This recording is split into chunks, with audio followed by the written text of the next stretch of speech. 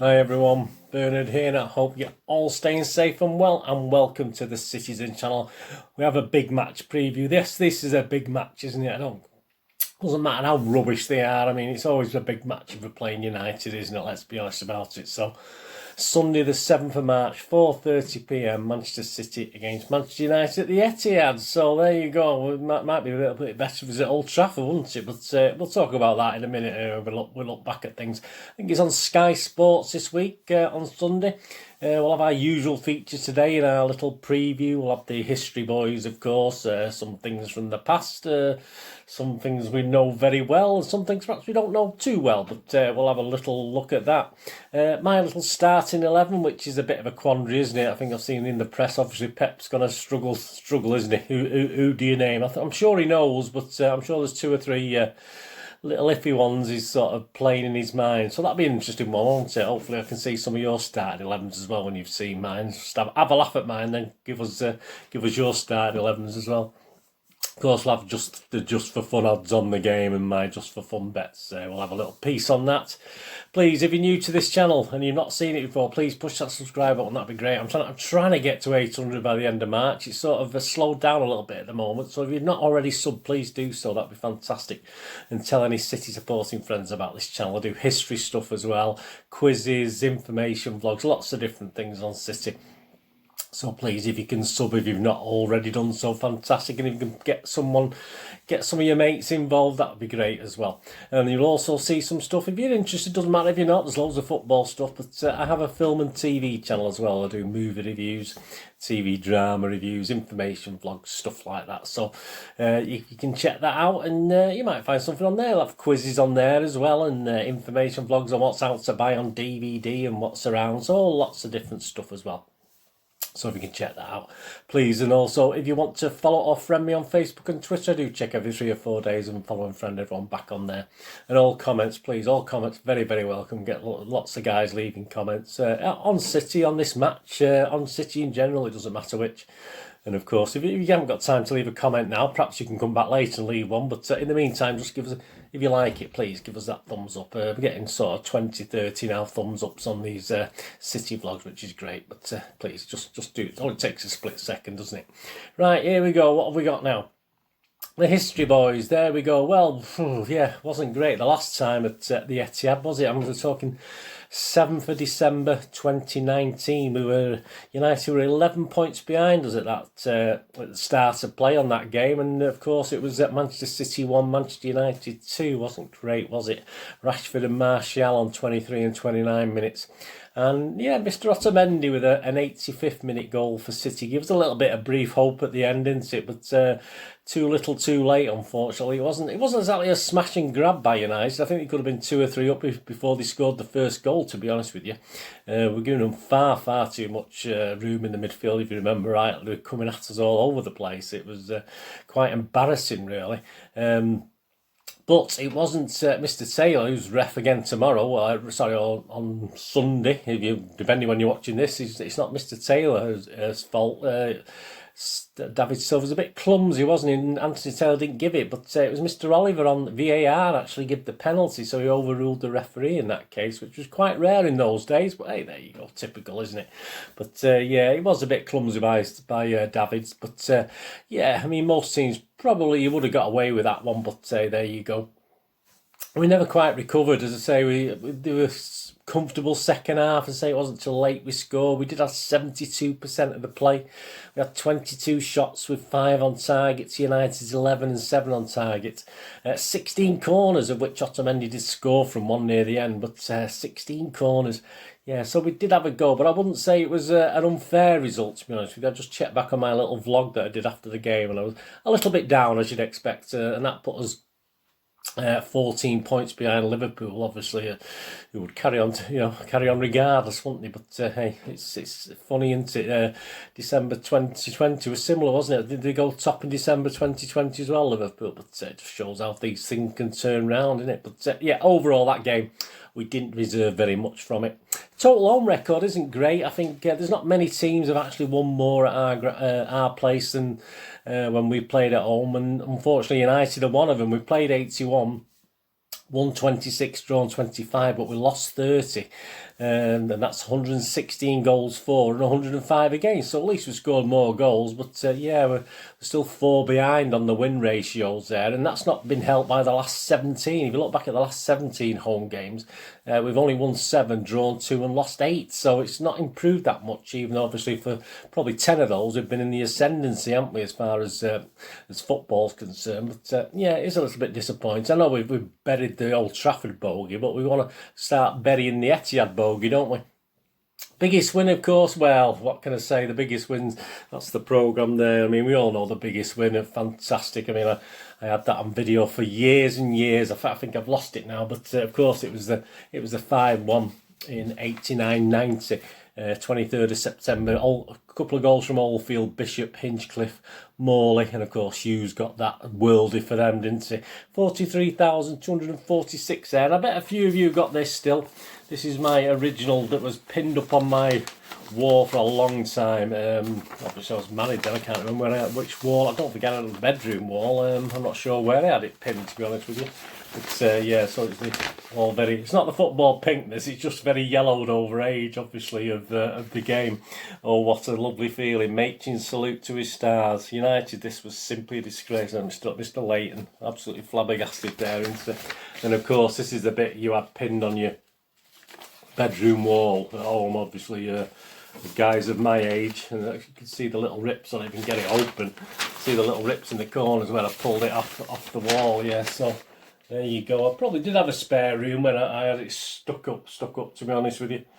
But yeah, I bet a few of you still got that. I mean, they say it's not too bad, is it? They say it's keeping pretty well over the years, so I have that in my little, stuck with the programme, and I have it inside the programme that I've got there, and obviously the back page there, agony of a drubbing, and there's Hughes' goal, of course, quite a spectacular one that made it 3-1 at the time. Blue Murder, City will to win is Derby key.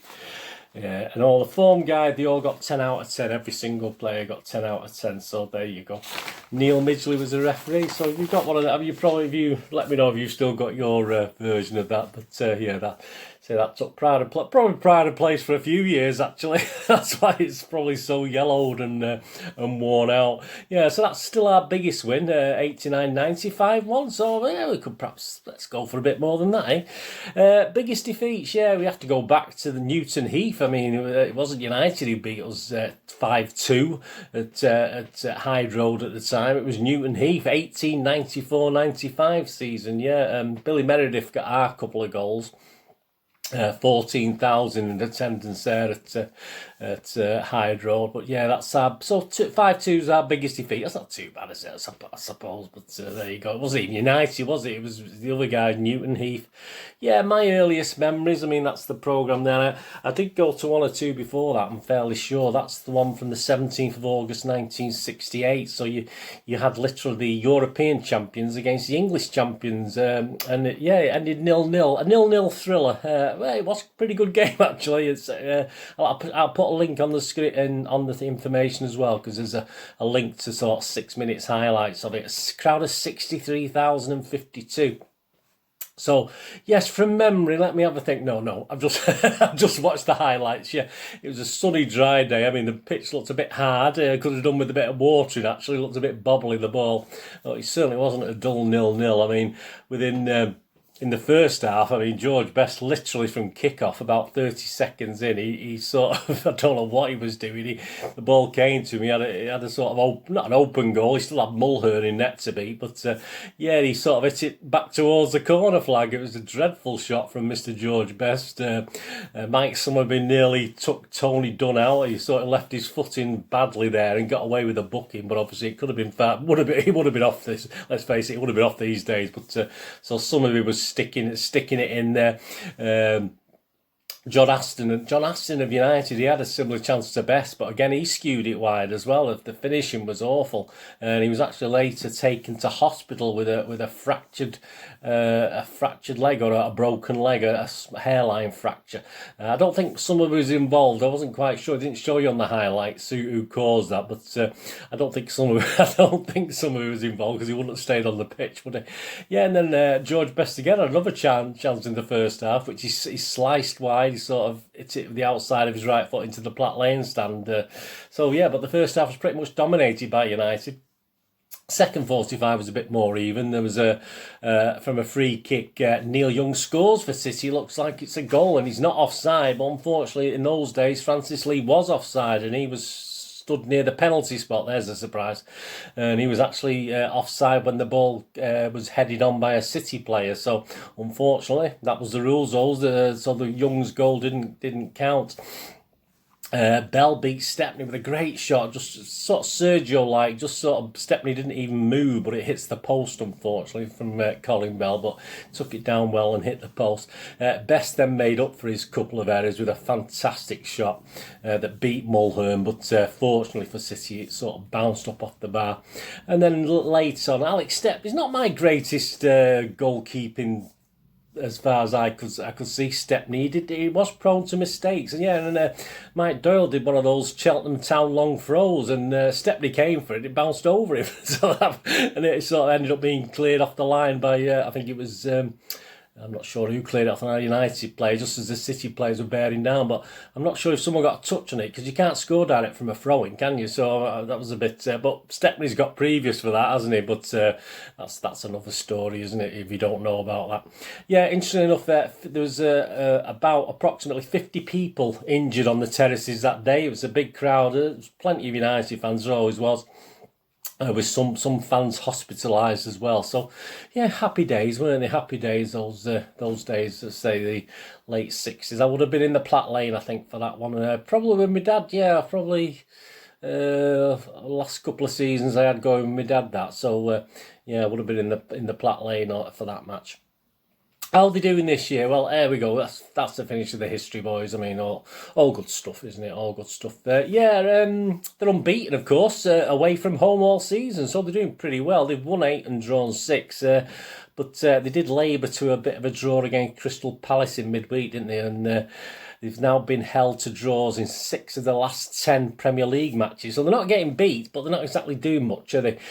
I think they managed 1 effort on target against Crystal Palace. It was a pretty dismal goalless draw overall, played in a fairly foggy conditions. Some great pictures, some great images coming out of zebras in the mist and stuff like that I'll put on my little magazine vlog when I do that. But yeah, so I don't think morale's great. We've seen videos of Rashford and Maguire effing this, effing that at each other, but that happens in football anyway, doesn't it? But there you go. Injury wise, yeah, of course they've not got Pogba, they've not got Mata, they've not got Phil Jones, and there's a doubt about Donny van der Beek and Anthony Martial as well, with muscle and knee problems respectively. Probably Martial will probably play, but he's getting a lot of stick anyway, isn't he? Yeah, David De Gea, I mean, he's our secret weapon usually, isn't he? He's going to miss the game anyway because he's returned to Spain for the birth of his first child. I think he's going to mix up to 6 games. So obviously they've got Dean Henderson, but we know he can sort of keep us out, don't we? I mean, that's the problem. So I was hoping, obviously, I'd rather have De Gea in than Dean Henderson, to be honest with you, because he can have a worldie on his day. He does make mistakes, but he's quite capable of keeping, having a worldie against City. Yeah, so my little thoughts on the game. I mean, they are going through a tough spell, of course, yeah, but there's a severe lack of creativity, I think, as well. Without Pogba, I don't think that, obviously, I think he's overrated anyway. The burn's been placed, of course, on Rashford and the greatest player in the world, Bruno Fernandes, hasn't it? So I think they're both a bit knackered, to be honest with you, and frustrated. I think we could see Rashford's frustration the other night. But I don't think there's any way whatsoever they'll be as bad as they were against Crystal Palace, to be honest with you, because it's a derby, isn't it? I mean, they will be up for it. Hopefully the ref won't have an influence on it. As I said, it was VAR had the influence perhaps last year, but Taylor's been okay. As I said, I'll give you the full list of officials in a minute, but Taylor's not been too bad the last couple of derby games. He's been quite fair, but you just know bubbling under. He just wants to rip that goalie, that referee's shirt off and get his United shirt underneath, don't you? You just know it, but as long as he behaves himself, that's all we can hope in these derby games, isn't it? They do have a bit of an Indian sign over us, don't they? Of course they do. Even the last 17 goals, they slightly have a better win score than we are. But I'm going to be extremely disappointed if we don't beat this United team, to be honest with you. Probably more so perhaps than last season or the season before. With a far better outfit. We've got a full squad apart from Nathan Ake. Pep's got an abundance of talent there, and even if it's not quite going right, he can pull players off the bench and actually influence the game as well. So I'll be bitterly, I think, yeah, it will be. I mean, I've said to the United guys at work, I'll be happy with a draw. No, I won't be happy with a draw. Absolutely no chance. I want a win. I want this to, I've not gone mad with my score prediction, but I want a 4-5-6 of this. I want a 4-5-6 goaler in. I really do. I just think we should put them to the sword and go 17 points clear. How fantastic will that be? All right, Leicester are still there, aren't they? They're just 15 behind us at the moment, and we play them soon, don't we? But yeah, please, let's go, because that's it. I mean, it's probably over now. Even if United win, we're still 11 points clear, so it's probably over anyway. I mean, you know me, I'm glass half full, but wouldn't it be so lovely, won't it? I think every City fan out there wants it, even though we'll say to the rags at work, I'll be happy with the draw, and they're all very negative. I mean, I've not spoke to any that are positive at the moment. They're all dreading it, but let's hope they will dread it, and let's hope they have a reason to, because we know what it's like. We've been the dominant force before, and it's all gone to ruin at the Etihad, unfortunately. But we should be all right. So not only 22 wins, but a 17-point lead. So let's not mess about with this one, City? Right, my 11 for this game. Let me know what your thoughts are. And I say it's a big problem, this. I've left Mahrez out. I left Bernardo out. I've left Aguero out. I've left Laporte out and Walker out. So I picked a team without those guys. I mean, I'd love to see Bernardo plays well against United, so I wouldn't be surprised to see him in. But I'm thinking KDB's got to play. I'm sure he's going to play Sterling. All right, the only guy who could perhaps drop out is Jesus, but I don't know. Anyway, my 11 for United. I've gone Stefan. No, I'm only kidding. Ederson, Ederson in goal. Cancelo, Stones, Diaz, and Zinchenko. See, I've put Zinchenko in there. Could be Laporte. Walker might play, and Cancelo might play over the other side like he did the other night. So anyway, as I said, if I get 6 or 7 of these right, I'll be quite happy. So Ederson, Cancelo, Stones, Diaz, Zinchenko, Rodri, Gundogan, and Foden. I don't think Werner's going to play, do you? I can't see it. I mean, he probably is ideal for this sort of game, and he obviously doesn't like Fernandes, but the trouble is he might get himself sent off as well, so it's probably a wise thing not to. I thought he certainly got him wound up last time in the cup game, didn't he? The Carabao Cup semi-final, but there you go. So Rodri, Gundogan and Foden I've put in. I've not put Werner in, but he's another one who could easily be in. KDB, Sterling and Jesus up front. Say Sterling could be dropped, he might drop Sterling, but anyway, I've gone for that. As I say, there's so many ifs and buts, and no one really knows, do they? Let's be honest about it. Let me know what you think anyway, because that's what I'm going for. Match officials, yeah, I've already said, haven't we? Referees, obviously, Anthony Taylor. His Lionels are Gary Bezic and Adam Nunn. His fourth official is Mr. Mike Dean, and VAR is Paul Tierney. I don't think he did us a favour last time on VAR. I think he did. I'm thinking back a couple of games where he bit of a cock up from Mr. Tierney, but there you go. Assistant VAR Harry Leonard. So I don't know too much about Harry Leonard. Yeah. So my score prediction. I'll do a couple of scores on the betting side, but I want to go 4-0, 5-1, something like that. But I'll go 2-0. I'll go a nice, comfortable 2-0 by half-time. We'll just play the game out in the second half. But I'll be quite happy if that doesn't come in. I'll stick with a 2-0, but I'm hoping for a lot more than that. Yeah, and the odds on the game, please. I don't condone gambling, and the fun stopping. And please, only ever bet what you can afford. I'll say I literally bet pennies on this. I was so close to a nice win last time. I did have 3-1, unfortunately, and the worst of it was, I think if you watched my review of the game, my stream went with a minute of injury time left, so I didn't even know Jesus had scored that goal. And then when I finally got a commentary from Alistair Mann on the City site, obviously he was talking about Oh, it's not going to be offside. This is going to be a goal. So, I mean, but hey, there you go. That's life. I was quite happy with 4-1 at the end of the day. But yeah, if 3-1 had come in, I would have been all right. But we broke even anyway on the bets last time. So nothing ventured, nothing gained, and nothing lost. So we're happy with that. Yeah, looking at the price for the Premier League now, it's 1 to 500. City are now 1 to 500 on, but you can get 1 to 200 on. So if you want to take that, you want to put a couple of £100 on to win £1, you can still do that at 1 or 2 bookies. So there you go. There's a bit of advice from Bird. Put £1,000 on it, you win a £5. What more could you ask? United are 400 to 1, best price to now win the Premiership. Yeah, okay, you put £1 on that, you might lose you might lose £1, mightn't you? Managers to go, that's interesting. Yeah, Ollie's as safe as Pep at the moment. They're both 100 to 1. As I say, as the season draws to a close, most managers are sort of 100 to 1 now. There's probably about 5 or 6 that are not. And Steve Bruce is still the favourite, 7 to 4, to be the next manager to leave in the Premiership. So the next one after that is for no manager to leave. So he's pretty much on his own. Steve Bruce has been the next to go. The match odds, yeah, City 1 to 2. That's not bad, actually. That's 1 to 2. If it had been a bit more near the evens, I would have probably plumped for that. But 1 to 2, all right, that's a bit. I think they're allowing for the fact United have got a bit of a hoodoo over us, haven't they? 10 to 3 the draw and 6 to 1 for United to win.